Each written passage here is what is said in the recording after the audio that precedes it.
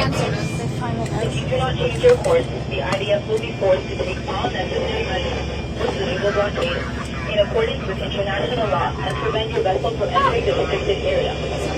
You will be held responsible for the consequences of your actions, and your vessel may be subject to confiscation. You bear sole responsibility for your actions and your consequences. Israeli Navy, this is a civilian vessel, Handala. Let me give you a lesson in international law.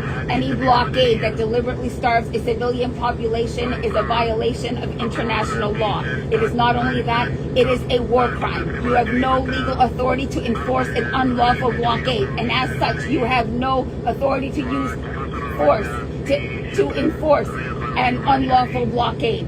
Therefore, we demand that you stand down. That footage was shot last month on the Handler. That's a Freedom Flotilla vessel carrying aid to Gaza.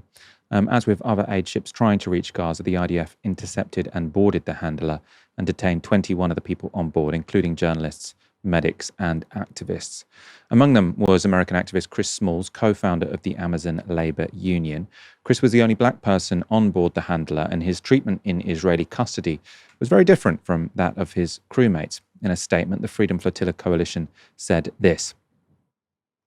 The Freedom Flotilla Coalition confirms that upon arrival in Israeli custody, US human rights defender Christian Smalls was physically assaulted by 7 uniformed individuals. They choked him and kicked him in the legs, leaving visible signs of violence on his neck and back. When his lawyers met with him, Christian was surrounded by 6 members of Israel's Special Force Unit. This level of force was not used against other abducted activists. The Freedom Flotilla Coalition condemns this violence against Chris and demands accountability for the assault and discriminatory treatment he faced. And well, earlier today, I spoke to Chris, and I began by asking him why he took part in the Freedom Flotilla. Yeah, I mean, as a labor leader from America, as a taxpaying citizen, I felt that this is something that can spread awareness to American citizens, but also, more importantly, apply pressure to the labor unions in the U.S. who have been shipping arms to Israel and manufacturing weapons for them for the last 21 months. My goal is to try to once again call that out and also hold them accountable. That they claim to stand with the working class, and that's not outside the scope of Palestinian lives. And can you talk about that more? You sort of said shipping arms to Israel. So there are various unionized labor forces that you think are complicit in this genocide by the Israelis because they're manufacturing and shipping the arms.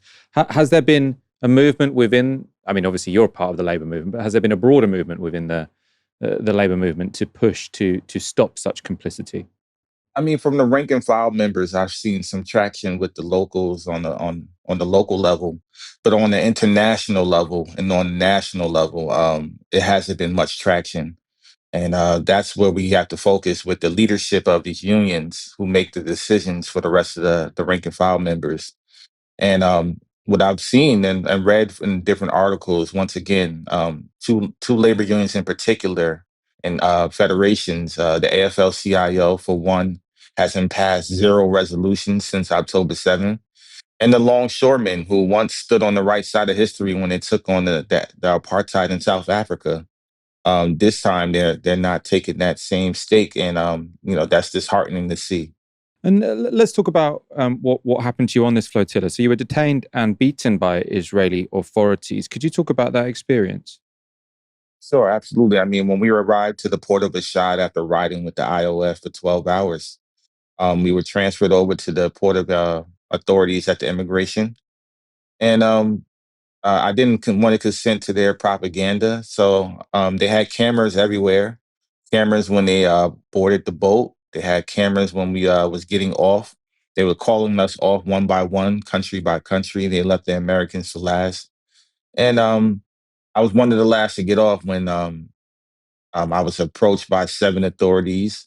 I was thrown to the ground. They put their knee in my back. They twisted my arms behind my back.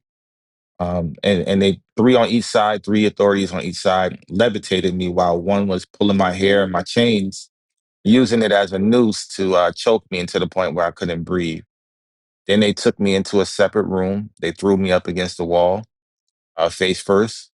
And they were saying some very, derogatory racist remarks, saying that they are the furthest thing away from my brother, or I'm nothing like them.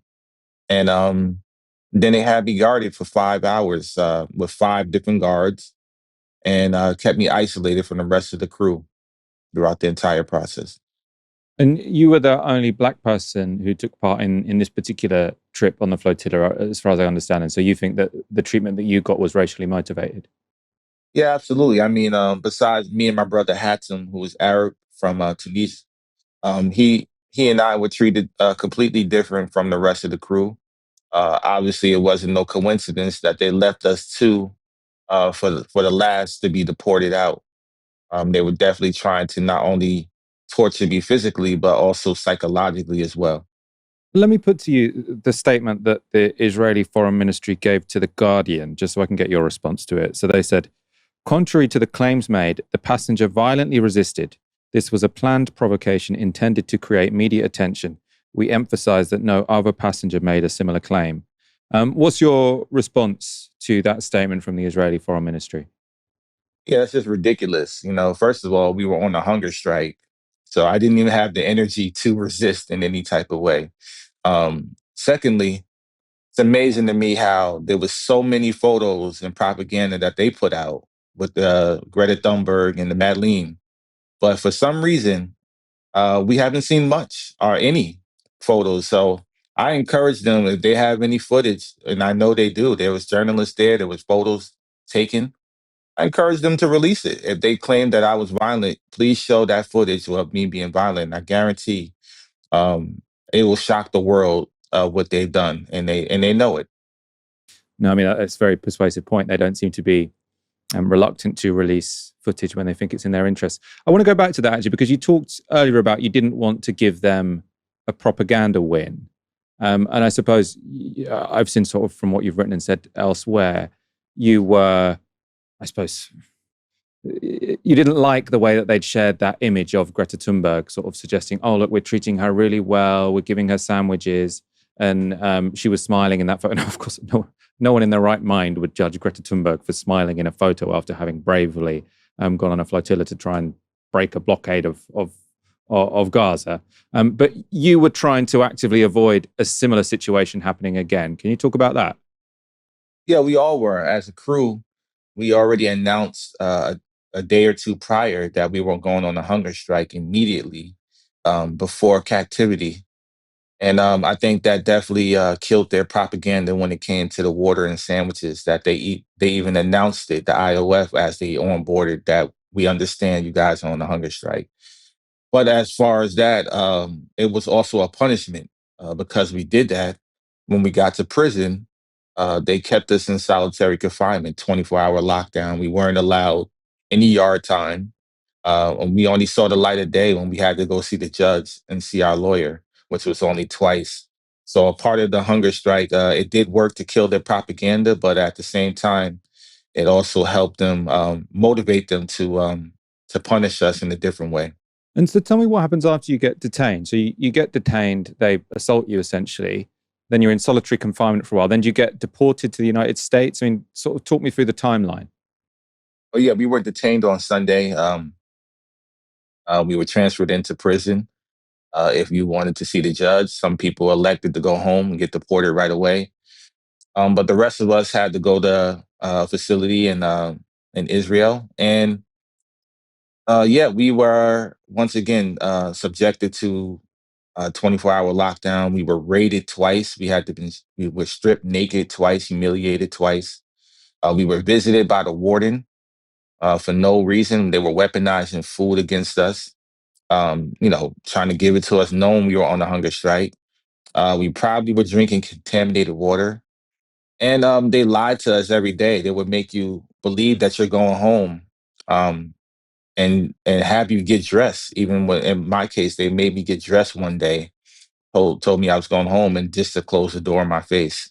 So they were very mean and very. Once again, I've never experienced any type of hatred in my 37 years in America, not even close to what I experienced there for those 4 or 5 days. So yeah, um, my crew members, my colleagues, we were subjected to being deported after we saw the judge, which we saw the judge on Monday. Right after that, they started sending people home in groups from 4 to 5 people at a time.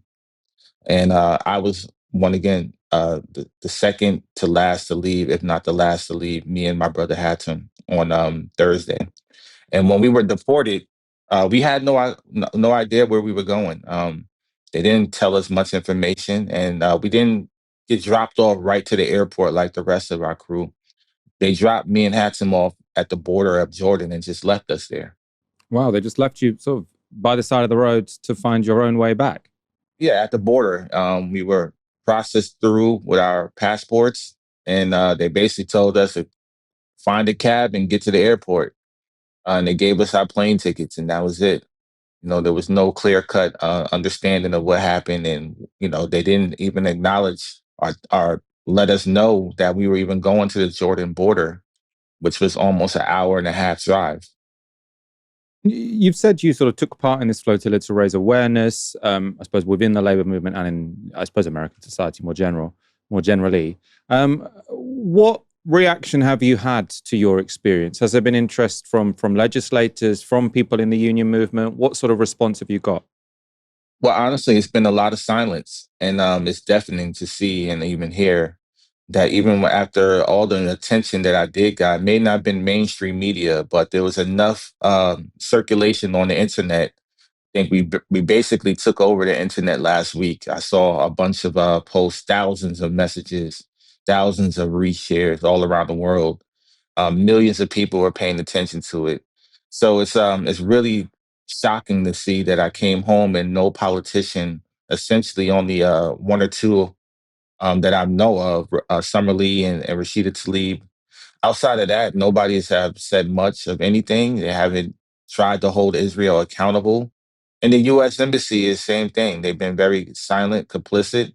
I know they've received thousands of calls when we were in prison trying to get our release, get information. And they didn't even come in person to see us to check on our well-being. Unlike the other countries, their embassies showed up, their consulate showed up for them in person.